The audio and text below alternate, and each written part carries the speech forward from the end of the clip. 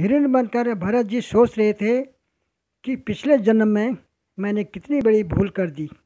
अपने सब परिवार को छोड़कर मैं भगवान का भजन करने के लिए वन में आया था, लेकिन मैं उस हिरण में इतना आसक्त हो गया कि मुझे हिरण की योनि प्राप्त हो गई। एक दिन उन्होंने अपनी माता मृगी उसको त्याग दिया और अपनी जन्मभूमि कालंदर पर्वत से वे फिर शांत स्वभाव मुनियों के प्रिय उसी शालग्राम तीर्थ में, जो भगवान का क्षेत्र है, पुलस्त और पुलह ऋषि के आश्रम पर चले आए। कहाँ चले आए? जहाँ पर वो पहले भक्ति करते थे। वहाँ रहकर भी वे काल की प्रतीक्षा करने लगे। जैसा रूखा सूखा मिल जाता था वो खा लेते थे। अंत में उन्होंने अपने शरीर का आधा भाग गंडकी नदी में जल में डुबाकर उस मृग शरीर को छोड़ दिया। भरत जी का अगला जन्म आंगिरस गोत्र ब्राह्मण के घर में हुआ। ये बड़े श्रेष्ठ ब्राह्मण थे। इनकी बड़ी स्त्री, इनसे 9 पुत्र प्राप्त हुए और छोटी पत्नी से एक के साथ एक पुत्र और एक कन्या का जन्म हुआ। इस जन्म में भी भगवान की कृपा से इन्हें अपने पूर्व जन्म का स्मरण बना हुआ था।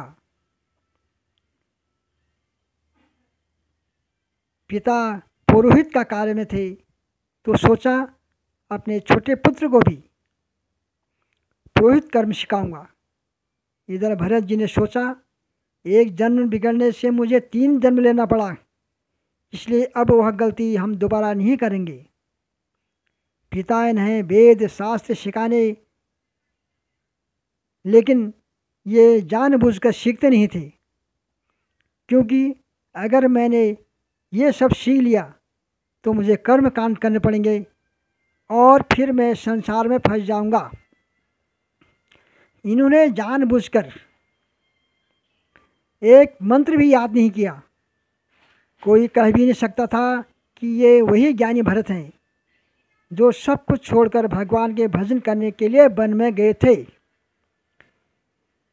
वे पृथ्वी पर ही पड़े रहते थे, कभी तेल उबटन आदि नहीं लगाते थे और न कभी स्नान भी करते थे।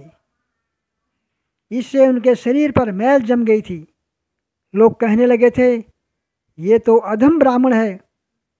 इसी कारण इन्हें जड़ भरत कहा जाने लगा। इन पर सुख दुख का कोई प्रभाव नहीं था, गर्मी सर्दी और वर्षा का भी कोई प्रभाव नहीं था। कोई इन्हें काम की कहता तो कर देते थे, कोई गाली देता तो सुन लेते थे। अब तो यह देख पिताजी को भी बहुत गुस्सा आया। इस तरह पिता ने भरत जी को बहुत डांट लगाई और नाम ही रख दिया जड़। तुम भरत नहीं, तुम जड़ ही जड़ हो। इस प्रकार इनका नाम ही पड़ गया जड़ भरत। समय बीता। एक दिन पिताजी पधार गए। बड़े पुत्र ने पिता का सब संस्कार किया। अब सभी भाई ने मिलकर विचार किया कि हम सब तो अपने अपने कार्य में व्यस्त रहते हैं, छोटा भाई बैठा बैठा खाता है। उनके भाइयों ने एक दिन उन्हें खेत की क्यारियाँ ठीक करने में लगा दिया। तब वे उस कार्य को भी करने लगे, परंतु उन्हें इस बात का कुछ भी ध्यान न था कि उन कार्यों की भूमि समतल है या ऊंची नीची, अथवा छोटी बड़ी है या टेढ़ी मेढ़ी। उनके भाईजान उन्हें चावल की कनी, खली, भूसी, भुने हुए उड़द अथवा बर्तनों में लगी हुई जले अन्न की खुरच कर जो कुछ भी दे देते थे, उसी को वो अमृत के समान खा लेते थे। माँ काली एक दिन डाकुओं के सरदार ने पुत्र की कामना से भद्रकाली को मनुष्य की बलि देने का संकल्प किया। उसने जिस पुरुष को पशु बलि देने के लिए मंगाया था, वह किसी तरह से उसके फंदे से निकलकर भाग गया।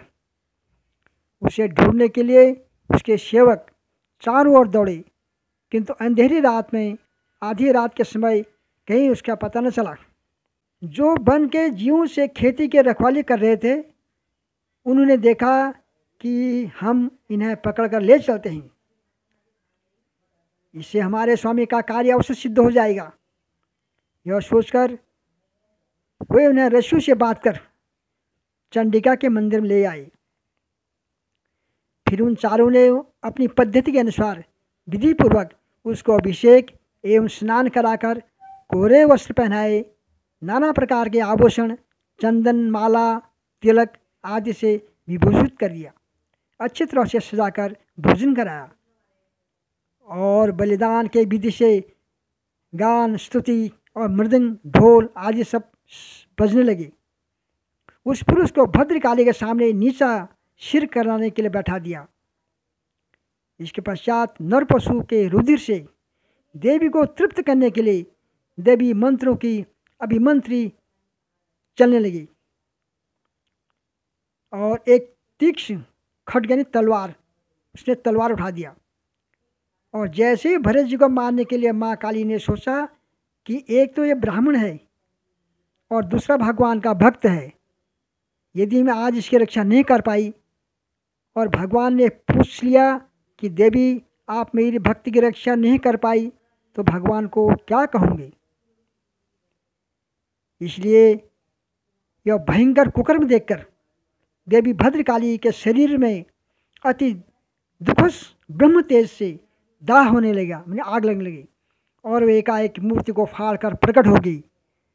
उन्होंने क्रोध से तड़ककर बड़ा भीषण ठास किया और उछलकर उस अभिमंत्रित तलवार से ही उन सारे पापियों का सिर काट दिया और अपने गणों के सहित उनके गले में बहता हुआ गरम गरम रुधिर आवाज़ पीकर अति उन्मत्त और स्वर से गाती और नाचती हुई उन सिरों को गेंद की तरह ऊपर को उछालने लगी और इस तरह माँ काली ने भरत जी के प्राण की रक्षा की।